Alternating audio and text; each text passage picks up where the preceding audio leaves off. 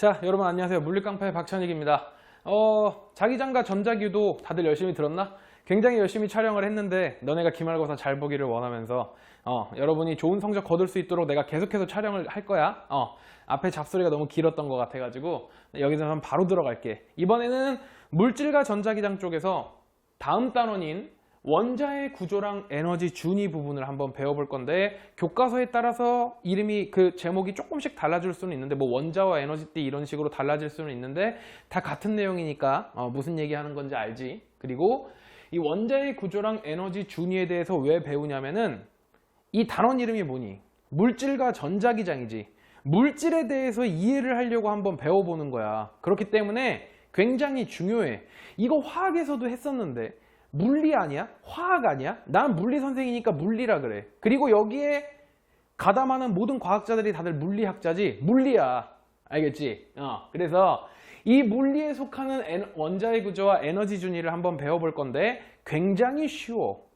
이미 이해를 하고 있는 학생들은 알겠지만 굉장히 쉬워. 근데 내가 이런 부분을 조금 말해주려고 그래. 단어가 너무 생소한 것들이 많아. 근데 그 단어들이 생각보다 짜임새 있는 스토리 속에서 나온 단어들이거든. 그렇기 때문에 내가 스토리텔링을 해나가면서 너네 머릿속에다가 마구마구 박아줄게. 내가 말하는 이외의 단어들은 너네는 알 필요가 없어. 무슨 얘기인지 알겠지? 자, 한번 시작을 해보자. 먼저 원자의 개념에 대해서 가장 먼저 얘기를 했었던 사람, 정립을 했던 사람이 바로 돌턴이라는 사람이지. 요 돌턴이라는 사람. 그래서 돌턴이라는 사람이 뭐라고 얘기를 했었니?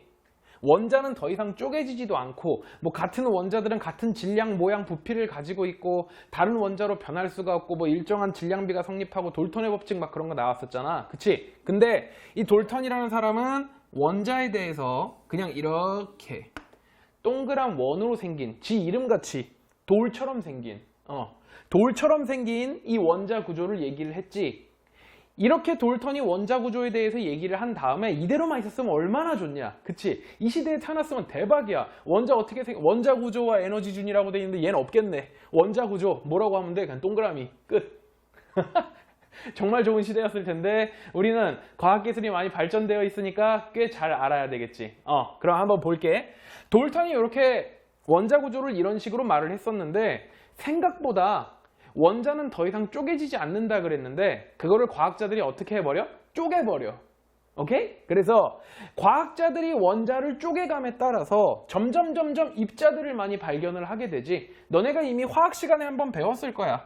원자 주변을 돌고 있는 전자라는 녀석을 발견을 하기도 하고, 그 속에 있는 원자 핵이라는 녀석을 발견을 하기도 하고, 그 원자 핵 속을 이루고 있는 양성자와 중성자를 발견하기도 하고, 양성자와 중성자를 이루고 있는 쿼크, 그리고 이 전자가 렙톤이라는 사실까지도 지금은 밝혀져 있는 거지.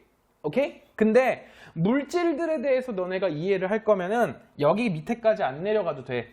원자 핵이랑 전자의 개념 정도만 알고 있으면 돼. 그래서 이 전자라는 녀석을 최초로 발견해가지고 정립을 시킨 사람이, 이거 듣고 진짜 빵 터졌었는데, 톰슨이라는 사람이지. 이름만 들어도 뭐 할 것 같아. 나 이거 진짜 톰슨 왠지 제과점 할 것 같지 않냐?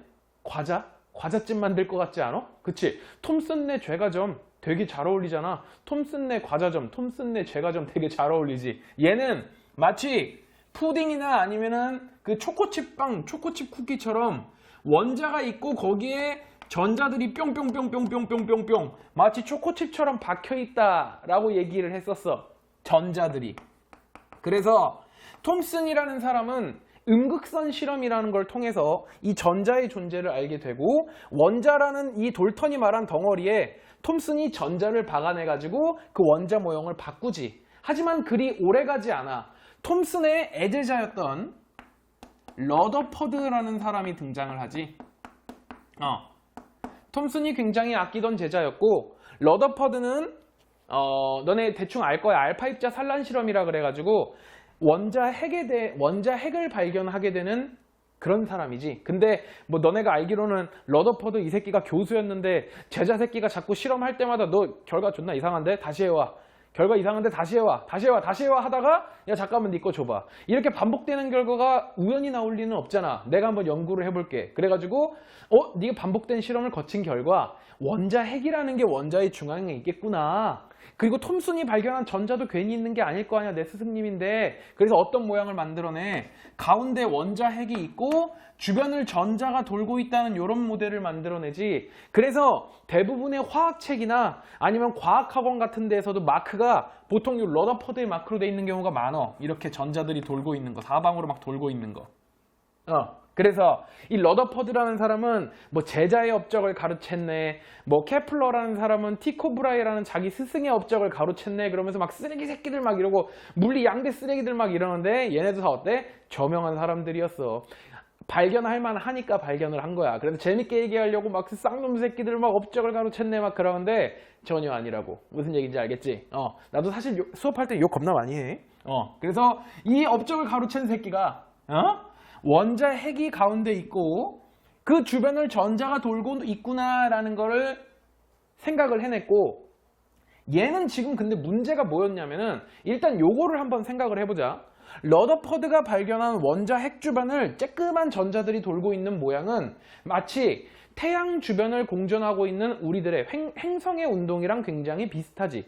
그러면 뉴턴이 설명한 대로라면 행성이 원운동을 하고 있으니까, 원운동을 하고 있으면 그 물체는 뭘 받고 있다는 증거고, 구심력을 받고 있다는 증거고, 행성과 태양 사이에서 무슨 힘이, 만유인력이 그 구심력의 역할을 했구나 라는 걸로 생각을 할 수가 있겠지. 그렇기 때문에 행성이 굉장히 안전한 궤도를 이렇게 돌고 있구나 라고 생각을 하는 거고, 에너지 소모가 있어 없어? 전혀 없어. 왜? 어떤 운동이야? 태양이 있고 행성이 있으면 행성은 관성에 의해서 계속 어디로 가려고 그래? 앞으로 가려고 그래.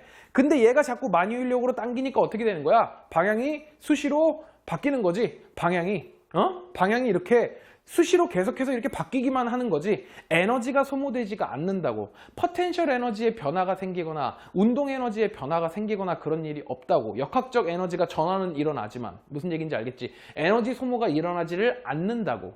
무슨 얘기인지 알겠지? 근데 러더퍼드의 모델은 조금 얘기가 달라. 일단 이 부분은 비슷해. 원자 핵이 있고 전자가 그 주변을 원운동하고 있다는 것은, 전자가 원운동을 한다는 것은 구심력을 받는다는 증거고, 그 구심력의 역할을 이 플러스를 띠는 원자 핵과 마이너스를 띠는 전자 사이에 무슨 힘? 전기력이 있어가지고 그 전기력이 구심력 역할을 해주니까 등속 원운동을 하는구나 라고 간단하게 설명을 해냈는데, 문제는 뭐냐면 이 전자라는 녀석은 전하를 띠고 있잖아. 전하. 음전하를 띠고 있지. 전하를 띠고 있는 물체가, 전하를 띠고 있는 입자가, 즉 전자가 만약에 가속 운동을 하잖아? 너네 뒷부분에서 배울 건데, 전자가 가속 운동을 하면은 전자기파가 발생된다라는 걸로 알려져 있어. 오케이? 전자기파가 발생을 해야 돼. 근데 전자기파가 발생을 한다라는 거는 결국에 이 전자기파는 뭐랑 같고? 빛이랑 같지. 오케이? 그래서 이 원자를 갖다가 선 스펙트럼으로 한번 분석을 해본 거야. 선 스펙트럼이라 그러면 어렵게 생각할 거 없어. 그냥 프리즘으로 빛을 쪼개봤다고 생각하면 돼. 빨주노초 파란 뭐 그라데이션으로 쫙 나오는 거 있지. 색에 연결된 그 색띠, 그거를 갖다가 연속 스펙트럼이라 그러는데, 이 원자에서는 전자기파가 빛, 즉 빛의 형태로 쫙 발생이 되면은 이론상 연속 스펙트럼이 나와야 된대. 근데 안 나오는 거야. 선 스펙트럼만 나오는 거야. 그래서 사람들이 야, 퍼드야, 뭔가 이상하다 라고 얘기를 했더니 퍼드가 몰라 이렇게 얘기했는데, 가장 중요한 건 뭐였냐면은 이 전하가 전자가 이 주변을 돌고 있으면 전자기파를 발생했다라는 거는 뭐를 방출했다라는 얘기일까? 에너지를 방출했다라는 얘기거든? 그러면 이 전자는 에너지를 방출했으니까 점점 속도가 어떻게 돼야 되니? 느려져야 돼. 맞냐? 위치는 그대로인데 속도가 느려지고 있단 말이야. 그렇게 되면은 뉴턴의 이론에 따르면 이 녀석의 속도가 충분하지 못할 경우에는 여기서 잡아당기는 힘이 더 세니까 어떻게 될까? 전자가 점점 뿅 원자핵까지 뱅글뱅글 돌면서 추락하다가 얘한테 뿅 흡수가 돼 버린다고. 그래서 얘는 실질적으로 원자의 구조를 유지할 수가 없어. 근데 되게 웃긴 건 뭐야? 우리는 원자로 이루어져 있다며. 모든 물질들은 다 원자로 이루어져 있다며. 근데 이 원자는 어때? 러더퍼드가 제안한 원자 모형은 붕괴가 돼. 스스로 시간만 지나면 붕괴가 돼. 그러니까 이걸로 따지면 어떻게 돼야 돼? 여기 있는 이 리모컨도 하더니 어느 순간 없어져야 되고, 내 몸도 원자로 이루어졌으니까 점점 여기가 없어지고 새로 생기고 없어지고 새로 생기고 막 그래야 돼. 막 피콜로야, 드래곤볼 피콜로야, 막 재생 능력이 있고 막 그래. 스스로 막 여기 원자가 좀 상한 것 같네, 떼어내고 새로 팔 빠샤 해가지고 다시 나오고 막 그러는 거야. 말이 안 되지. 말이 안 되지. 그러니까 사람들이 야 이거 좀 아닌 것 같아 라는 의견이 굉장히 많았었어. 다만 러더퍼드가 한 것 중에서 가장 업적이 좋은 건 뭐니? 원자 핵을 발견했다라는 거야. 오케이? 자, 그래서 이 톰슨에게 또 수제자가 한 명이 있었으니 그 이름은 바로 보어였어. 보어. 광어 이런 거 말고 보어. 졸라 생선 이름 같지? 보어였어. 러더퍼드보다 후배야. 그래서 보어가 톰슨 밑에서 같이 연구를 하고 있다가 러더퍼드가 교수로 있는 학교로 옮겨. 그 다음에 러더퍼드의 이 모형을 보면서 잘못된 부분을 잡으려고 노력을 해. 퍼드 형님 이거 좀 잘못된 것 같은데 제가 이렇게 해볼게요. 러더퍼드는 그러든가 말든가 이 족봐봐 이런 식으로 이제 방관을 했었다라고 얘기가 있어. 그래서 보어라는 사람이 러더퍼드의 모델 중에서 바로 잡아야 되는 모델이 있겠구나 라고 생각을 했던 거야. 그게 어떤 부분이냐면은 바로 요 부분이었던 거지. 전자기파를 발생시키는데 에너지를 방출한다. 즉 빛이 방출되니까 에너지가 방출되는 이 부분에 대해서 바로잡아야겠다라는 생각을 했어. 그래서 보어가 있다가 어떤 부분으로 그거를 바로잡았는지를 갖다가 얘기를 해줘 볼게. 그리고 한 가지 더 역사적인 사실이 있어. 봅시다. 러더퍼드랑 보어랑 이렇게 원자 구조에 대해서 설명을 하고 있는 와중이 1900년대 초반 정도였거든. 근데 그때 이 사람은 알 거야 너네가. 아인슈타인이라는 사람 알지? 그리고 한 명 더, 소세지가 아니라 프랑크 소세지 말고 플랑크라는 과학자가 있었어. 이 아인슈타인과 플랑크는 공동으로 생각을 하고 있는 게 있었는데 바로 에너지 양자화라는 거였어. 말이 조금 애매하지. 양자화되어 있다라는 건데 그건 무슨 말이냐? 일단 이 원자 핵에서 전자들이 떨어져 갖고 돌 수 있는 궤도들이 뭐 정해져 있네 이런 얘기도 이제 가끔씩 그냥 가볍게 던져봤었고, 뭐 이상한 현상들에 대해서 설명을 하기 위해서 에너지가 양자화되어 있다라는 얘기도 했었고, 특히 이 플랑크라는 사람은 이런 얘기도 했었다. 우리가 알고 있는 그 빛이라는 녀석은 결국에는 파동이니까 에너지로 설명을 할 수 있는데 그 에너지를 갖다가 살펴보니까 그 빛의 진동수 값이랑 에너지 값이랑 비례하더라라는 얘기를 했었던 거야. 근데 그 빛의 진동수 값이랑 에너지 값이랑은 서로 비례를 하긴 하는데 정확하게 맞아 들어가지는 않는 거야. 그래가지고 내 수업에서 내 수업 듣는 애들은 알 거야. 에너지랑 진동수 값이랑 정확하게 맞아 들어가지는 않으니까 얘가 뭔 짓을 했겠니? 다른 에너지, 다른 진동수, 다른 에너지, 다른 진동수 값을 갖다가 다 비교를 해봤더니 진동수에다가 일정한 값을 곱해주기만 하면 에너지 값이 나오게 되는 거야. 그래서 이야 이게 뭔진 모르겠지만 이 진동수에다가, 빛의 진동수에다가 내가 발견한 상수값을 곱해주기만 하면은 그 빛의 에너지 값이 나오는구나 라는 얘기를 했었어. 플랑크가 말한 에너지 양자화에 포함되어 있는 내용이야. 오케이?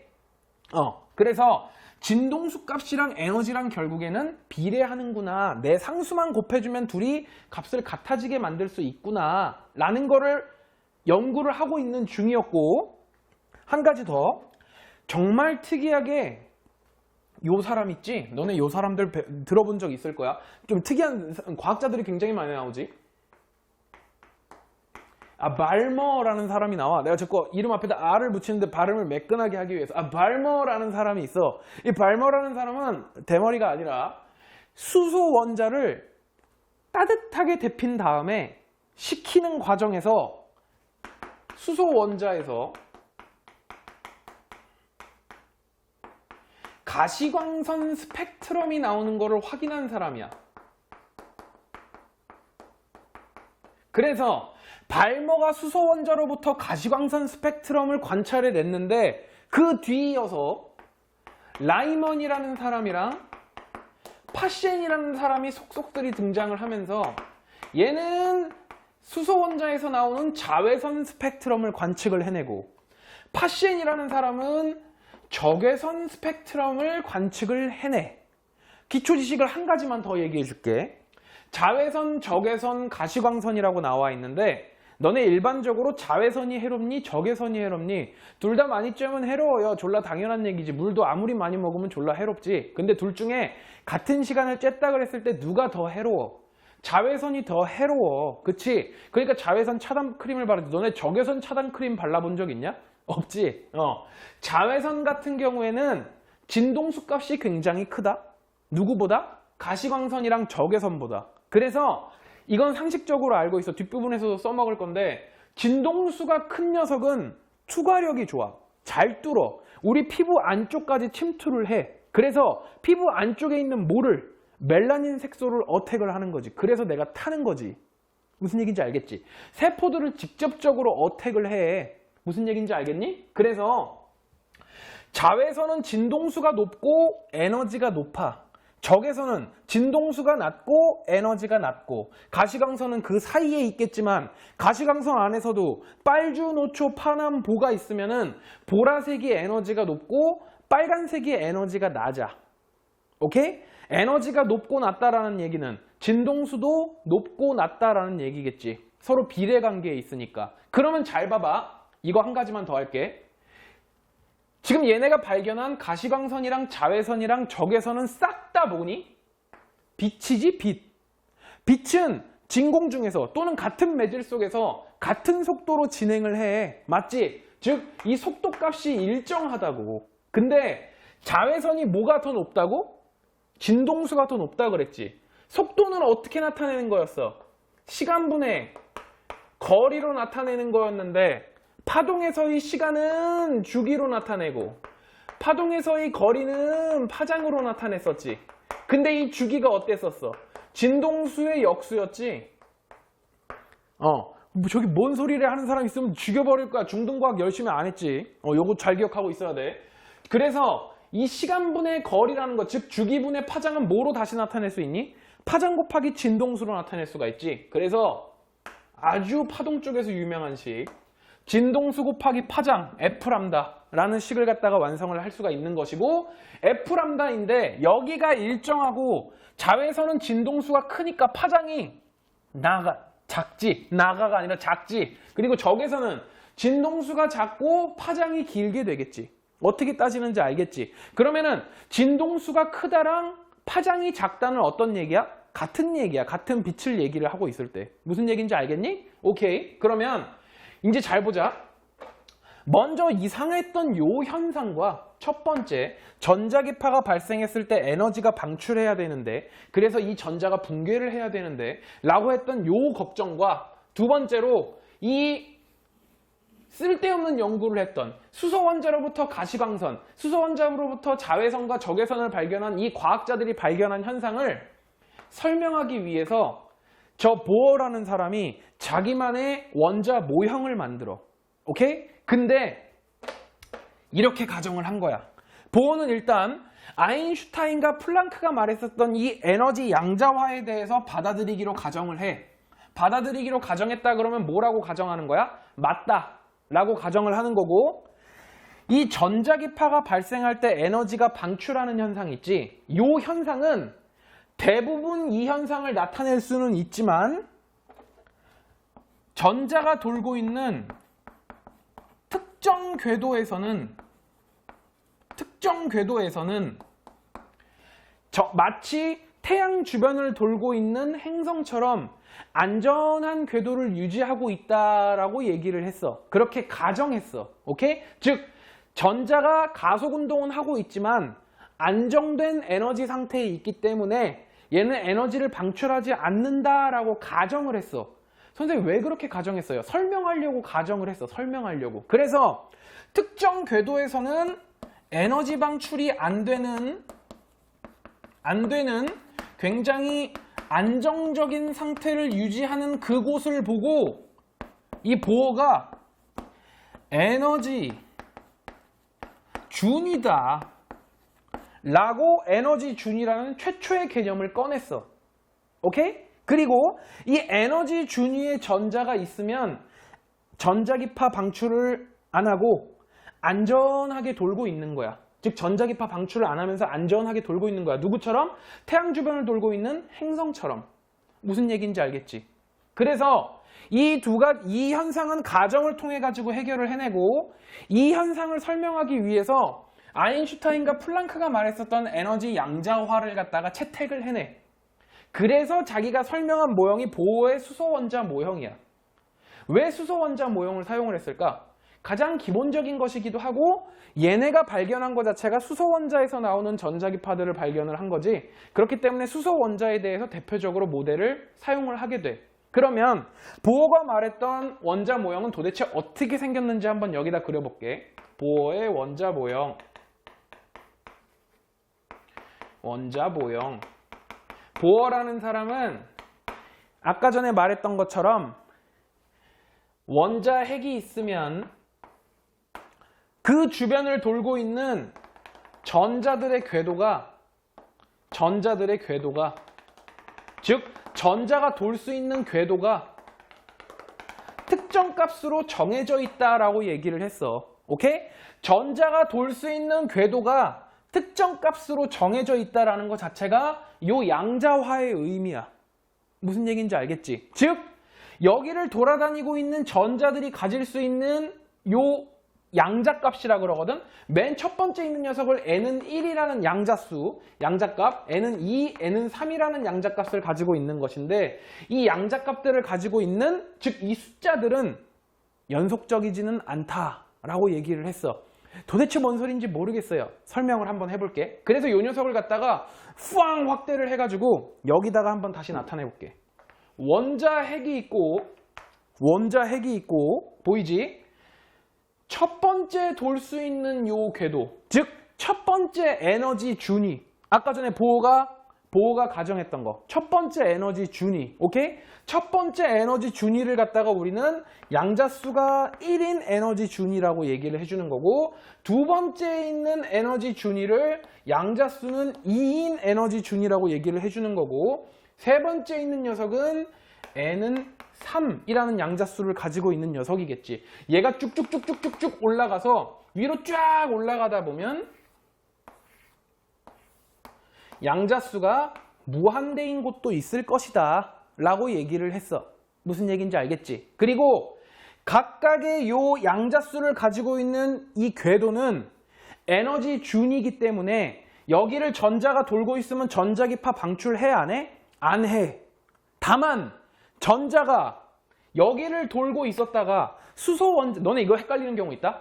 수소원자는 수소원자 주변을 돌고 있는 전자 몇 개야? 한 개밖에 없지. 왜? 수소원자 자체가 중성이고 수소원자 핵 안에 양성자 몇 개 있어? 한 개 들어있지. 그러니까 전하량이 0이 되려면 양성자 한 개, 전자 한 개가 있어야 되겠지. 수소원자 주변을 돌고 있는 전자가 여러 개 있을 리가 절대 없겠지. 무슨 얘기인지 알겠지? 자, 그러면 여기 봅시다. 이 전자가 n은 1번을 돌고 있을 때 우리는 밑바닥 인생이니까 바닥 상태라고 얘기를 해주고, 얘가 에너지를 처먹어. 오케이? 요 에너지 단계에서 난 위로 올라가고 싶어. 신분 상승을 하고 싶어서 에너지를 처먹어. 위로 올라갈 때는 무조건 에너지를 처먹어. 그걸 우리는 깔끔하게 에너지 흡수라 그러지. 그러면은 올라와 보니까 나는 뭔가 이상해. 여기 있었을 때는 내가 바닥이라고 생각했는데 한 칸 올라와 보니까 기분이 굉장히 어때? 들떠! 그러니까 여기 이상부터는 뭐라 그럴까? 들뜬 상태라고 얘기해 주는 거야. 선생님 존나 유치한데요? 선생님 지어낸 거 아니에요? 너네 책에 이렇게 나와 있어. 들뜬 상태라 그러고 바닥 상태라 그래. 그럼 선생님 n은 3에 있을 때랑 n은 무한대에 있을 때랑 들뜬 정도가 다르잖아요. 아무튼 들떴잖아. 그치? 그러니까 얘네를 이상을 갖다가 다 들뜬 상태라 그러고 맨 밑에 있는 쓰레기 인생을 바닥 상태라 그러는 거야. 무슨 얘기인지 알겠지? 그리고 들뜬 상태에 있다가 밑으로 추락을 하는 경우에는 에너지를 방출하게 된다. 오케이? n은 3번에서 1로 떨어질 수도 있고 n은 3에서 2로 떨어질 수도 있고 무한대에서 아래로 떨어질 수도 있어. 선생님 이거 에너지 방출 흡수 이거 조금 낯이 익은 것 같은데 너네 배웠어? 언제? 중등과학 때 정전기 부분에서 요거 배우지 않았었어? 어떤 물체 둘을 비벼. 그러면 뭐가 발생해? 마찰에 의해서 열이 발생을 하지. 그리고 얘네를 딱 떼면은 얘네 둘이 서로 어떤 전기를 띠고 있어? 서로 다른 전기를 띠고 있었잖아. 털쌍유명 나선고풀에 막 털떼가죽으로 비빈 에보나이트 막 이런 얘기 들어본 적 있었잖아. 그치? 그건 무슨 뜻이야? 털가죽은 플러스로 대전되고 에보나이트는 마이너스로 대전되는 거는 털가죽에 있는 원자가 가지고 있던 전자가 어떻게 된 거야? 마찰에 의한 열, 즉 열은 뭐랑 같아?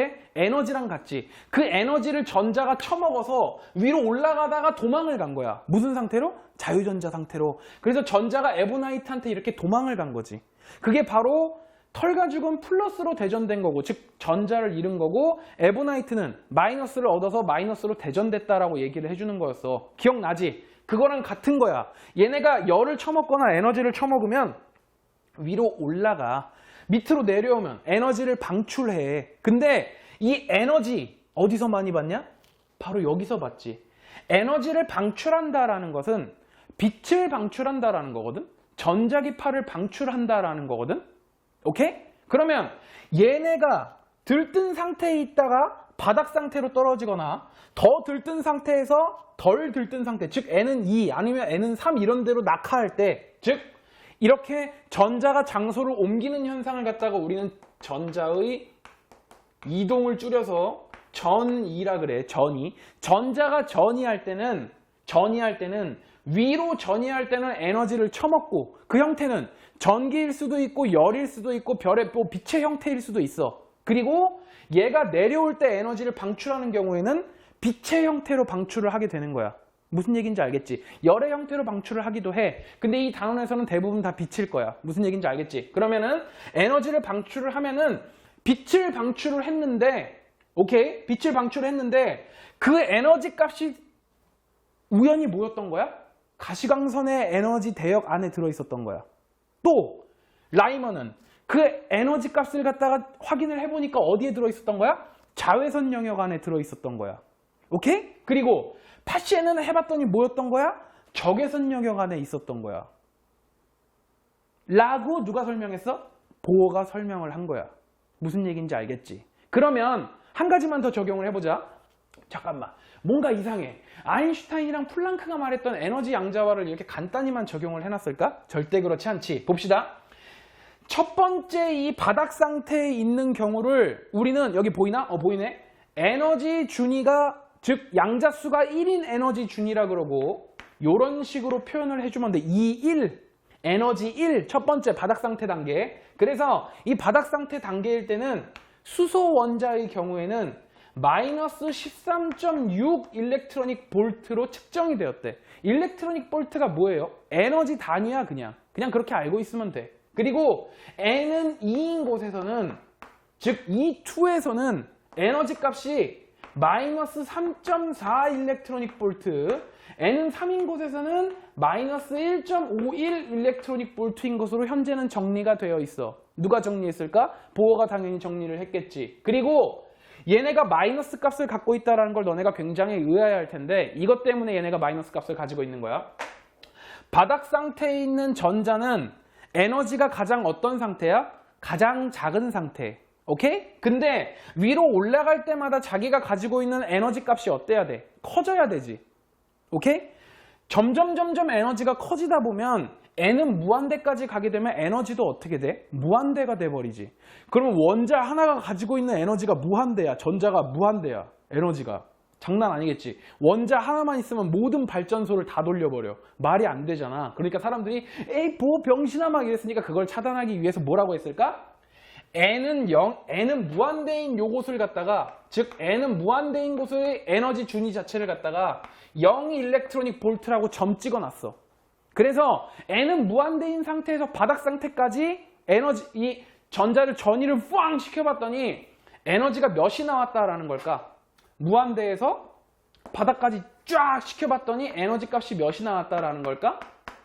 13.6 일렉트로닉 볼트의 에너지가 방출이 되었다. 어떤 형태로? 전자기파의 형태로. 그런 것들을 발견을 해내면서 그 값들을 측정을 해봤더니 그 값들이 어떻다라는 거야? 특정 값을 가지고 있다라는 거야. 그러면은 N은 2번인 곳까지 전자가 전이했을 때는 방출되는 에너지가 당연히 3.4 일렉트로닉 볼트가 나오게 되겠지.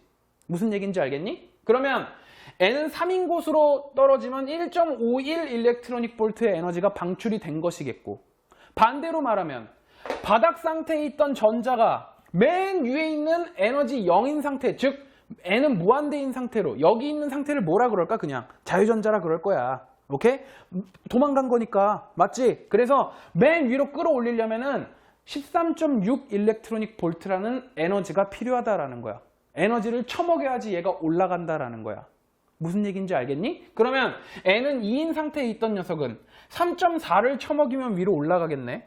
선생님 그러면요, N은 1인 바닥 상태에서 N은 2인 요 들뜬 상태까지 올리려고 그러면은 여기서 여기 뺀 것만큼 에너지 쳐먹으면 되나요? 아주 훌륭한 학생이야. 맞아. 10.2 일렉트로닉 볼트를 쳐먹으면은 N은 2인 들뜬 상태로 올라갈 수가 있겠지. 근데 이 에너지 준위가 정말 재밌는 게 뭐냐면은, 얘를 이렇게 한번 나타내 볼게. 얘 이제 지울게. 보호의 원자 모형. 좀 정신이 없지? 새로운 용어라서 그렇지 굉장히 쉬워. 문제 풀어보면 너무너무 쉬울 거야. 자, 가운데에 원자 핵이 있고 그 주변을 돌 수 있는 이런 계단 형태의 궤도가 있는 거야. 요런 식으로. 얘를 갖다가 이렇게 눕혀가지고 한번 본 거야. 이렇게 돼 있던 애를 이렇게 눕혀가지고 한번 봤더니 얘가 N은 1인 궤도, 즉 첫 번째 에너지 준위, 얘가 N은 2인 궤도, 두 번째 에너지 준위, 얘가 N이 3인 궤도, 세 번째 에너지 준위. 위로 쭉 올라가겠지. 계단 몇 개? 무한대개. 무한대개. 오케이? 근데 위로 올라갈수록 그 계단의 간격이 어떻게 될까? 점점 좁아져. 그러니까 올라가기가 어때져? 쉬워져. 처음에 어디가 가장 힘들어? 1번에서 2번 갈 때가 가장 힘들어. 여기 있는 그림처럼. 선생님 저건 왜 그러는 거예요? 관찰 결과야. 실험 결과. 실험 결과. 무슨 얘기인지 알겠지? 실험 결과야. 실험 결과. 그래서 첫 번째 있는 계단에서 전자가 돌고 있을 때 랄랄라 난 바닥 상태 쓰레기 인생 그러면서 막 돌고 있을 때를 우리는 바닥 상태라고 얘기를 해주는 거고, 얘가 위로 올라가려면 에너지를 몇을 쳐먹어야 된다고? 10.2 일렉트로닉 볼트를 쳐먹어서 위로 올라가야 된다고. 무슨 얘기인지 알겠지? 근데 정말 아깝게 10.1 9999999 일렉트로닉 볼트만 쳐먹었어. 그럼 어떻게 되는 거야? 위로 올라가야 되는데, 여기 계단이 있으면 여기 위로 올라가야 되는데 으아! 다시 떨어져. 에너지를 쳐먹었다가 다시 방출해. 무슨 얘기인지 알겠지? 쳐먹었다가 다시 방출한다고. 그러니까 얘는 다시 어떻게 돼? 다시 원래 자리로 떨어져. 무슨 인생? 바닥 인생, 쓰레기 인생으로 떨어진다고. 그럼 얘는 몇이 모자랐던 거야? 0.000000001 일렉트로닉 볼트가 모자랐던 거야. 그래서 못 올라온 거야. 라고 보어가 설명했더니 이 현상들이 모조리 다 설명이 되었다라는 거야. 요것도 설명되고, 얘가 가정한 이 전자계파가 발생하지 않는 에너지 준위라는 거를 가정했던 것도 과학자들이 보어의 이 모델을 보고 어떻게 했다라는 거야? 고개를 끄덕끄덕 거렸다라는 거야. 굉장히 괜찮다라고 생각을 했던 거야. 근데 이 보어라는 사람이 감히 아인슈타인에게 덤볐던 사람이야. 양자화에 대해서. 근데 아인슈타인은 이거에 대해서 그렇게 크게 관심을 갖고 있지는 않았었는데, 아인슈타인이 보어가 낸 연구 결과를 보고 아 씨발 뒤통수 맞았네 라는 생각을 하기도 했대. 그러니까 보어가 굉장히 젊은 나이에 엄청난 업적을 쌓은 사람으로 물리학계에서는 굉장히 유명하다라고 알려져 있어.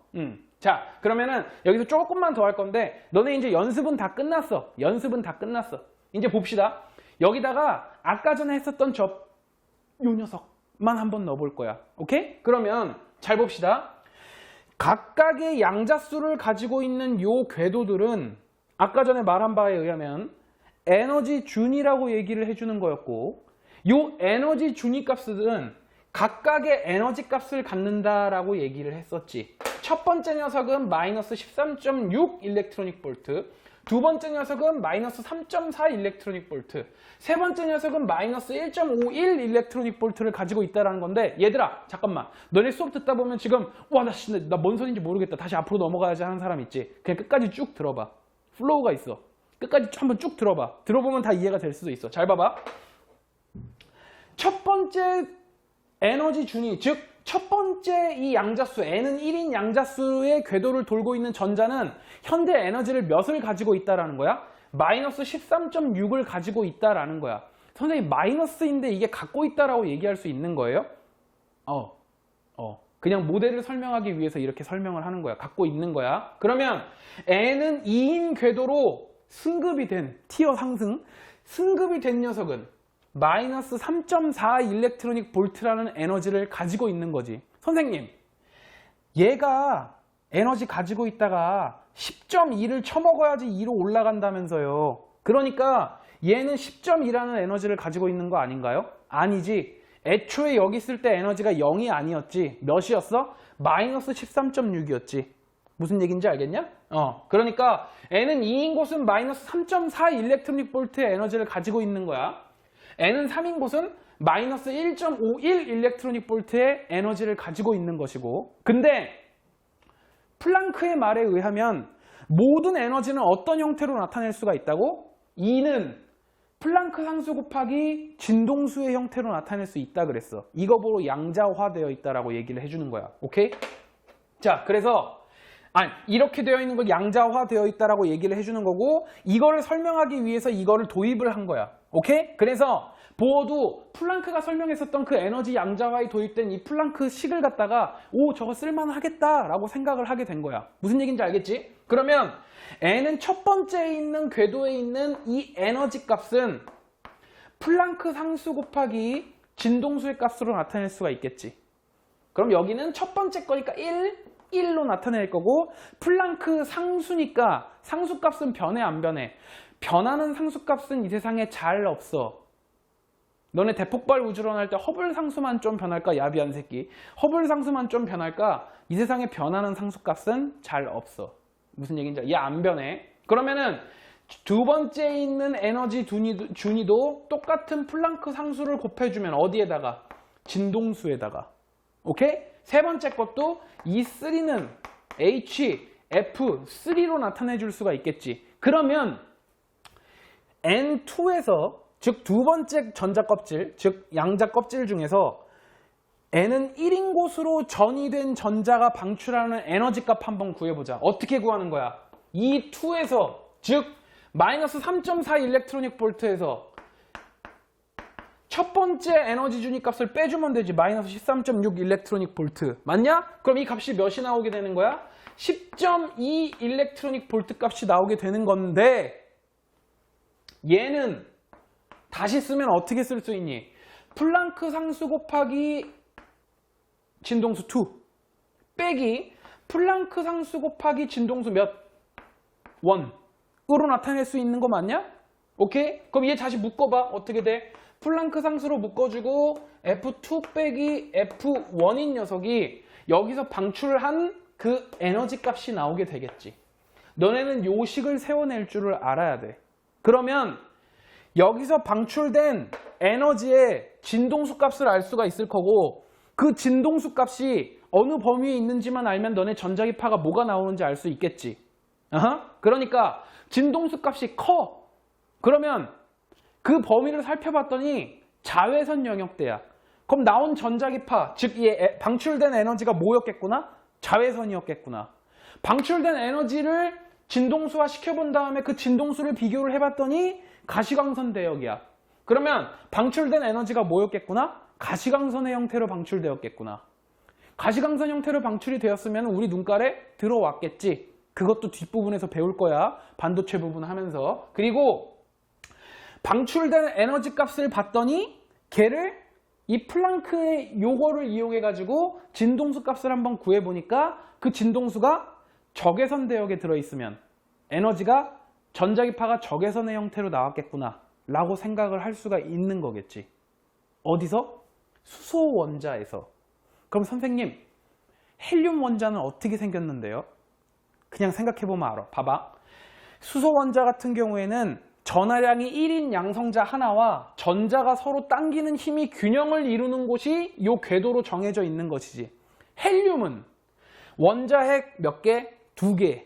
그러니까 어때? 전하량이 더 세. 근데 전자가 돌고 있지. 어디서 돌고 있을까? 얘보다 멀리서 아니면 가까이서? 가까이서 돌고 있겠지. 왜? 서로 당기는 힘이 더 세니까. 전기력이 더 세니까. 헬륨 원자의 에너지 준위는 더 가까이 있을 거야. 오케이?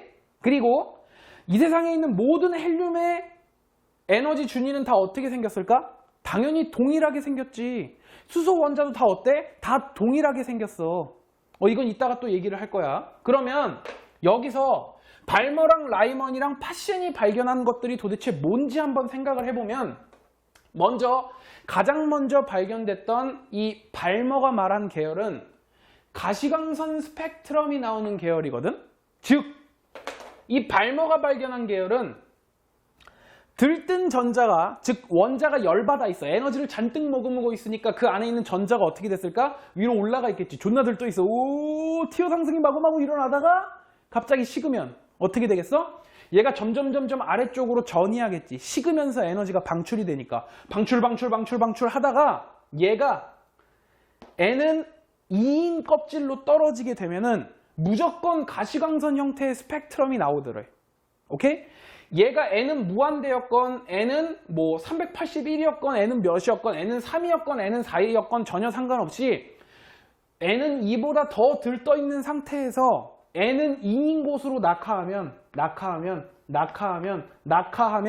무조건 가시광선의 형태로 나오더래.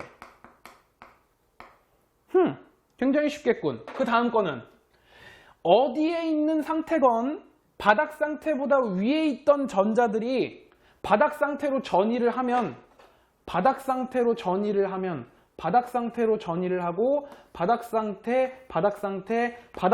전이를 하면 무조건 자외선의 형태로 에너지가 나오더래. 선생님 뭔가 이상해요. 에너지가 더 크면 다른 형태일 수도 있잖아요. 근데 위로 올라갈수록 전자 껍질들 간격이 점점 어떻게 되니? 양자 껍질 간격들이 가까워지지 에너지 준위 차이가 점점 안 나는 거야. 아까 말했던 이 계단에서처럼. 즉 얘가 자외선 형태를 결정짓는 건 결국 누가 결정짓는 거였어? N은 1과 N은 2 사이에 있는 이 10.12 일렉트로닉 볼트라는 녀석에서 이미 결판이 나버린 거야. 오케이? 그러면 N은 2로 떨어지면 무조건 가시광선이라는 거는 N은 2랑 N은 3과의 요 차이, 즉 1점 몇이냐? 1.89 일렉트로닉 볼트의 차이를 N은 3에서는 만들어낼 수가 없다라는 거지. 해보면 알아. 맨 바깥에 있는 전자 껍질에서는 에너지 준위가 0이었지. N은 3으로 떨어지면 어떻게 돼? 이게 맥시멈으로 낼 수 있는 에너지 값이지. 몇이니? 1.51이지. N은 3에서 N은 2로 떨어지는데도 몇이 나오는 거야? 1.89가 나오지. 더 높지. 그러니까 N은 2로 떨어지면 무조건 가시광선. 그럼 너네가 말해봐. N은 3으로 떨어지면 무조건 뭐가 나온다라고 말을 했을까? 적외선이 나온다라고 얘기를 한 거야. 즉 보어가 원자 모형을 만들어 놓은 다음에 얘네가 밥숟가락을 얹으려고 발견을 한 게 아니라 막 책이나 아니면 선생님들이 잘못 설명하시는 경우가 굉장히 많은데 물리학사를 갖다가 잘 살펴보면 알 수가 있어. 보어는 여러 가지 현상들을 살펴본 다음에 그 현상들을 하나하나 다 설명하기 위해서 뭘 만든 거야? 자기의 그 양자화되어 있는 수소 원자의 모형을 갖다가 설명을 해낸 거야. 오케이? 자, 그러면 마지막 부분을 한번 볼 건데 지금 이제 내용은 이 원자의 구조와 에너지 준위라는 내용은 거의 다 끝났어. 거의가 아니라 이제 완전히 다 끝났는데 너네가 조금 더 알아둬야 되는 내용이 있어서 이 부분을 좀 지워볼게. 자, 쓱싹. 자, 봅시다. 되게 재밌는 현상이 있어. 요거를 한번 보자. 만약에 태양빛을 갖다가 아니면 이 형광등을 갖다가 너네가 프리즘으로 왕 이렇게 보면 어떻게 보이니? 빨, 주, 노, 초, 파, 남, 보의 아주 아름다운 스펙트럼이 나타나게 되지. 그 스펙트럼의 이름이 뭐니? 연속 스펙트럼이라고 나타내 주는 거야. 연속 스펙트럼. 그리고 아까 설명했었는데 보라색 쪽이 뭐가 높다고? 에너지가 높고 진동수가 높다고. 빨간색 쪽은 에너지가 낮고 진동수가 낮아. 뭐가 커 대신? 파장이 커. 오키도키? 얘는 파장이 작아. 무슨 얘기인지 알겠지? 자, 그러면은 이렇게 형광등에서 이렇게 빛이 오고 있는데 이 앞에다가 차갑게 식은 수소 원자들을 갖다가 배치를 시켜 놓는 거야. 수소 원자들을 갖다가 배치를 시켜 놓는 거야. 그랬더니 어떤 현상이 벌어졌냐면은 연속 스펙트럼에서 일정 부분이 잘려가지고 나오더래. 이렇게. 마구마구 잘려가지고 나오더래. 빨주노초 파남보가 그라데이션으로 이쁘게 싹 이어져야 되는데 이상하게 비는 부분들이 있더라는 거야. 이 현상에 대해서 설명할 줄 아는 사람이 없었는데 보어의 원자 모형을 적용을 하면 설명이 돼. 보어가 설명을 굉장히 많이 해냈지. 엄청난 업적을 가지고 있는 사람이야. 리스펙트. 더 봅시다 한번. 그러면 이걸 어떻게 설명했냐면은 잘 생각해보자. 차갑게 식어있는 수소 원자는 전자가 어떤 상태에 있을까? 바닥에 있는 쓰레기 상태로 있겠지. 오케이? 근데 이쪽으로 와봐. 바닥 상태에 있던 전자가 위로 전이를 할 때 에너지를 처먹을 때 어떤 형태로 처먹는다고? 열 처먹어도 되고 빛을 처먹어도 되고 전기 에너지를 처먹어도 돼. 무조건 에너지의 형태로 있는 걸 처먹으면 돼. 근데 하필 내가 있었던 그곳이 어디야? 빛이 내리쬐는 곳에 있었던 것이야. 빛 에너지를 수소 원자 안에 있는 전자가 처먹은 거지. 그러면서 뭐를 했을까? 내가 이 바닥 상태를 벗어나리라 그러면서 위로 쫙 올라가게 되는 거지. 근데 되게 재밌는 건 뭐야? 위로 올라갈 때 흡수할 수 있는 에너지 값이 어떻게 되어 있어? 정해져 있지. 어떻게? 연속적인 값이니? 아니, 연속적이지 않은 값이지.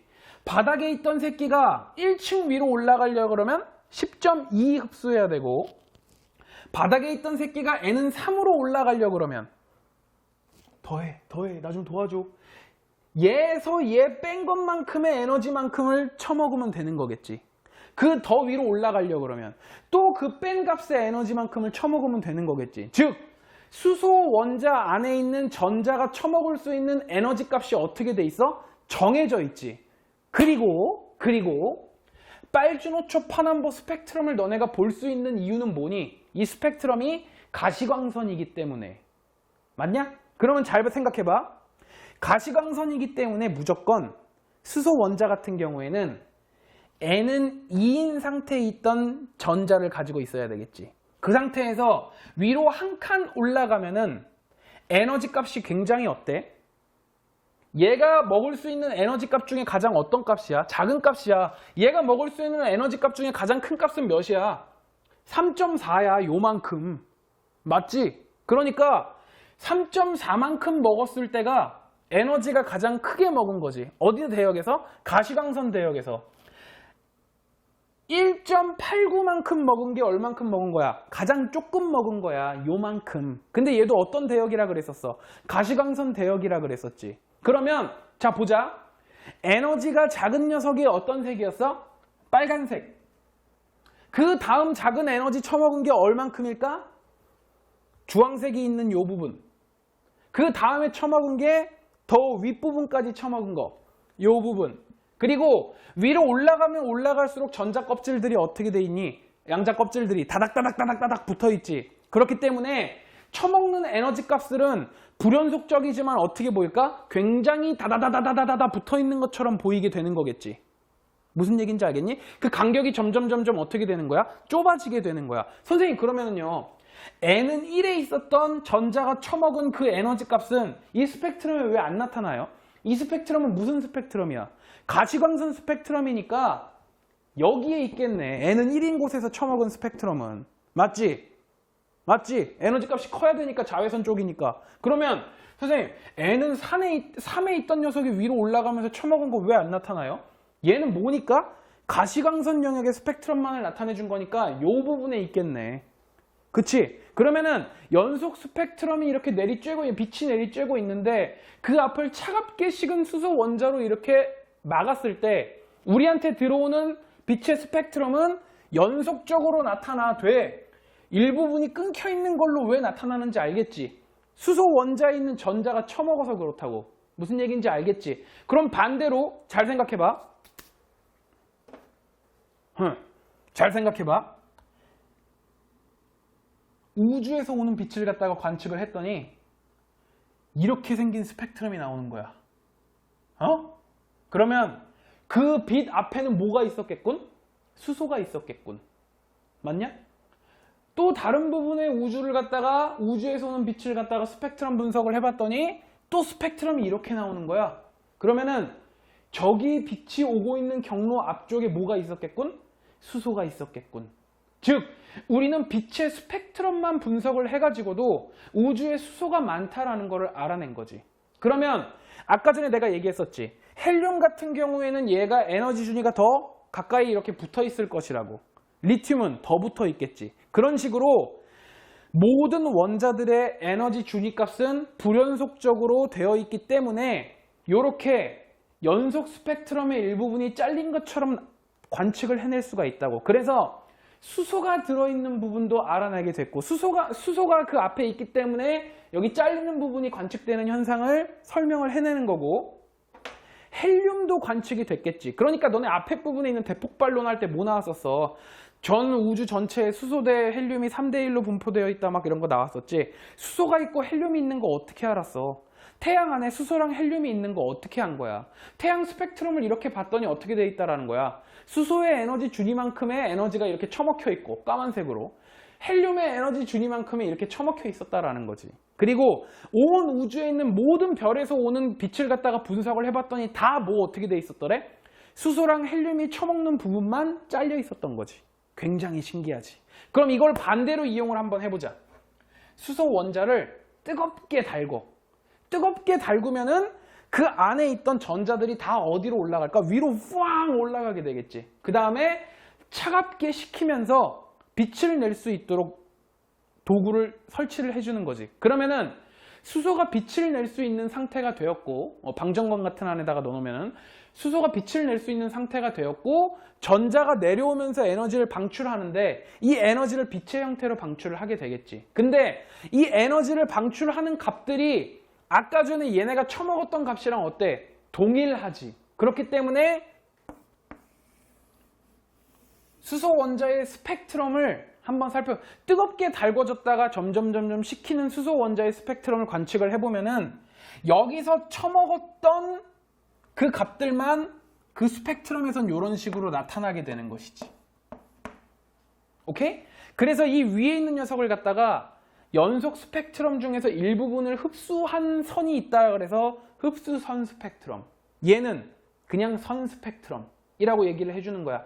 태양이 내뿜는 그 빛은 사실은 연속 스펙트럼인데 일부분이 잘려 있지.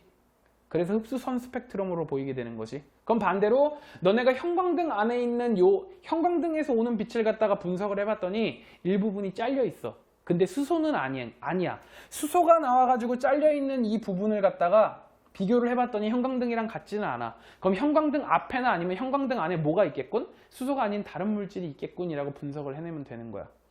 굉장히 천재 아니냐? 정말 똘똘한 것 같아. 보어가 이 원자 모형을 설명을 하고 원자 구조를 설명을 하고 나서 우주의 비밀에 대해서도 밝히는데 도움 되게 많이 됐겠지. 수소인지 헬륨인지 그런 걸 어떻게 알았겠어. 정말 굉장하지 않냐? 정말 대단한 것 같아. 그래서 뒤에 있는 문제를 풀어내는 데 있어서 너네가 되게 어려움을 겪지 전혀 않을 거야. 너네가 기억하면 되는 건 뭐야? 보어가 도대체 이 원자 모형을 왜 만들었는지는 그냥 이 정도만 알고 있으면 돼. 러더퍼드가 설명했던 모형 중에서 전자가 가속을 하면, 전하를 가지고 있는 전자가 가속을 하면은 전자기파를 방출해야 된다 그랬었는데 그거를 뭐 갖다가 카바를 쳐버렸어? 에너지 준이라는 개념을 도용을 해가지고 카바를 쳐버린 거지. 에너지 준이 상에 있는 전자는 가속 운동을 해도 전자기파 발생을 안 시킨다라고 가정을 했었고, 그치? 그리고 그 가정이 어떻다? 맞군이라고 지금 학계에서 받아들여지고 있는 거니까 너네가 지금 배우고 있는 거겠지. 안 그랬으면 러더퍼드의 원자 모형을 더 열심히 배웠겠거나 다른 과학자가 만든 원자 모형을 배웠겠지만 너네는 지금 물질을 설명을 하는 데 있어서는 보어의 원자 모형이 최고다 라고 얘기를 해주고 있는 것이고, 각 에너지 값들을 설명하기 위해서 플랑크랑 아인슈타인이 연구하고 있었던 양자화라는 개념을 갖다가 도입을 했고, 그 과정에 있었던 플랑크 상수 곱하기 진동수를 하면 에너지 값이 나오는 개념조차도 도입을 했지. 그리고 너네가 뒷부분에 가면은 아인슈타인이 말했었던 광전 효과라는 거를 배울 거거든. 거기서도 E는 플랑크 상수 H 곱하기 진동수 F, 이 공식 사용할 거니까 잘 기억하고 있으면 돼. 무슨 얘기인지 알겠지? 굉장히 쉬워. 이 단어는 굉장히 쉬운 거니까 한 번 더 복습을 해보고 잘 이해 안 가는 사람은 앞으로 돌려갖고 다시 한번 보면 될 거야. 내가 앞부분에서 막 씹으렸었던, 신나가지고 막 씹으렸었던 물리학사에 대해서는 기억해도 좋고 안 해도 좋아. 근데 스토리를 알고 있으면 더 오래 기억에 남으니까 스토리까지 이해하고 받아들이려고 한번 노력을 해보면 좋겠어. 자, 그러면은 오늘 원자의 구조와 에너지 띠에 대한 수업은 여기까지 진행을 하겠습니다. 에너지 준위에 대한 수업이지. 여기까지 진행을 할게. 자, 기말고사 화이팅!